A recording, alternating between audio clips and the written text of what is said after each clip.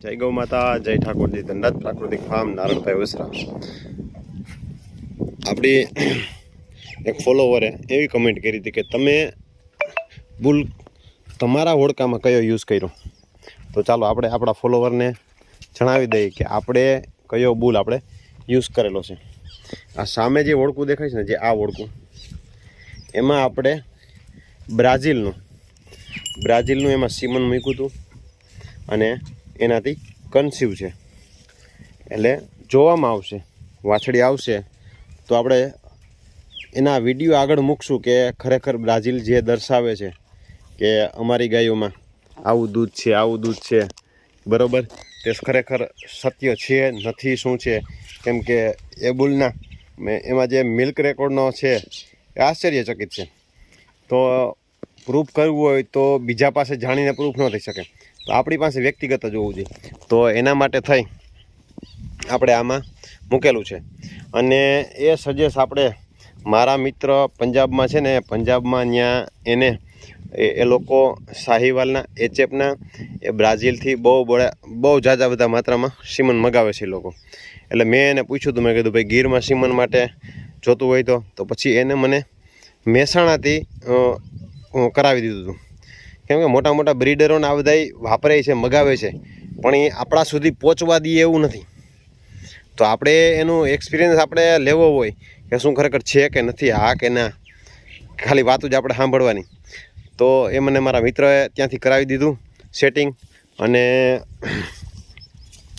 આપણે બીજા 2 ડૉક્ટરોને દેવડાવ્યા હતા. હવે એને ક્યાં મૂક્યું છે નથી મૂક્યું એ આપણે કાંઈ ખ્યાલ છે નહીં, સક્સેસ કે કન્સીવ કરી લીધો કે નથી કરી લીધો.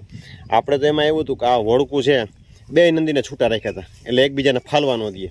અને કમ્પ્લીટ હોડકું થાકમાં આવી ગયું ને પછી હોડકાને આપણે અંદર આપણો જે આ છે શેડ એમાં અંદર પૂરી દીધું અને રાખ્યું. અને એ પછી આપણે ડૉક્ટરને જાણ કરી અને એ પછી આપણે એઆઈ કરાવી લીધું.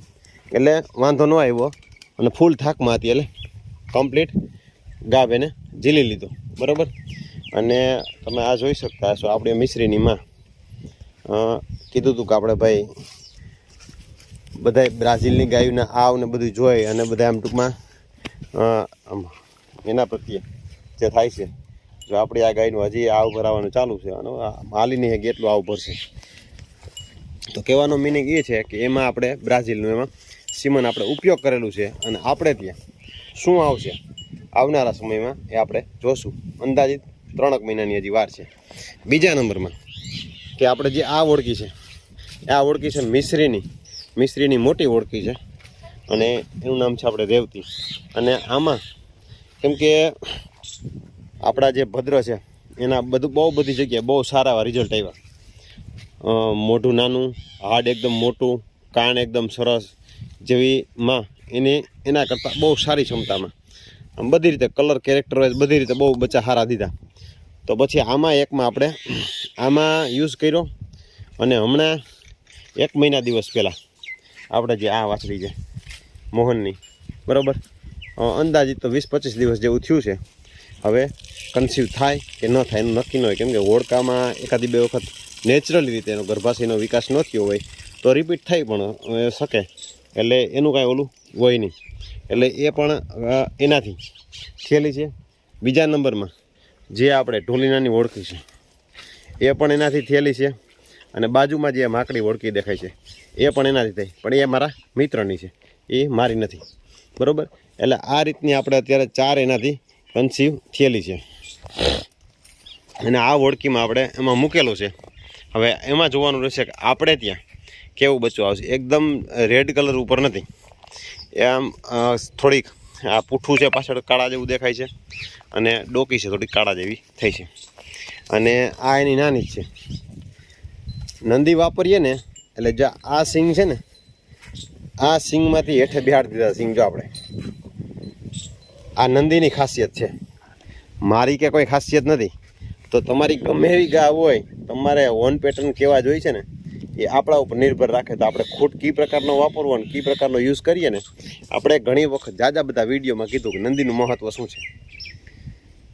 ભલે આજ હું જાજી જગ્યાએ ટ્રાવેલિંગ નથી કરી શકતો, બીજી જગ્યાએ બીજી ગૌશાળાની જાજી મુલાકાત નથી લઈ શકતો અને વિડીયો નથી બનાવતો, પણ મારી પાસે જેટલું નોલેજ છે એટલું આપવાનો પ્રયત્ન કરું. તો કેરેક્ટર વાઇઝ આપણે જે બનાવી હોય ને વન પેટર્નમાં એટલે કે સિંગ પેટર્નમાં જે રીતની, તો નંદી કઈ રીતના યુઝ કરવાની, કેવી રીતે યુઝ કરવા, ટૂંકમાં એમાં કેવી ગામમાં મૂકીએ ને કેવું રિઝલ્ટ આવે ને, આ એની ત્રીજી પેઢીએ. આ આપણે આઈ ગવર્મેન્ટના સિમનની જ હતી અને બહુ સારામાં સારું એનું ટૂંકમાં એ જે તે સમયે એમાં એની હાચવણ મોરી છે, એટલે હાર્ડ એટલું ન બન્યું, પણ દૂધમાં 100% છે. એટલે બ્રીડમાં દૂધ આવે, ફીટથી દૂધ ન હોય. આ એની વાછડી છે, આ એની નાની છે. તો આમાં આપણે ભદ્ર મૂકેલો છે. હવે જોવાનું છે ભદ્રનું હવે રિઝલ્ટ કેવું આવે.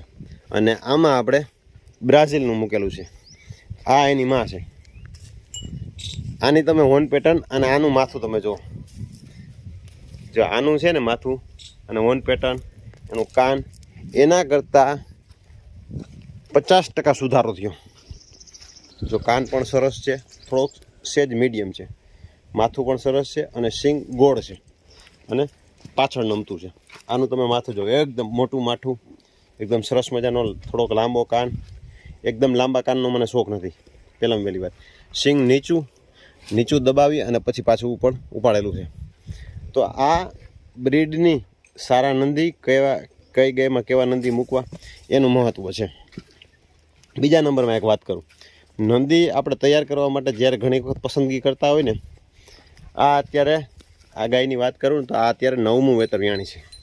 આની સિંગ પેટર્ન હજી ચેન્જ નથી થઈ. કેમ કે જો આવી ગાયમાં જે નંદી ઉછરે અને હજી આની સિંગ પેટર્ન તમે જોઈ શકતા હશો, રૂપ એકદમ સરસ મજાનો, અને સિંગ પેટર્ન ચેન્જ નથી થઈ.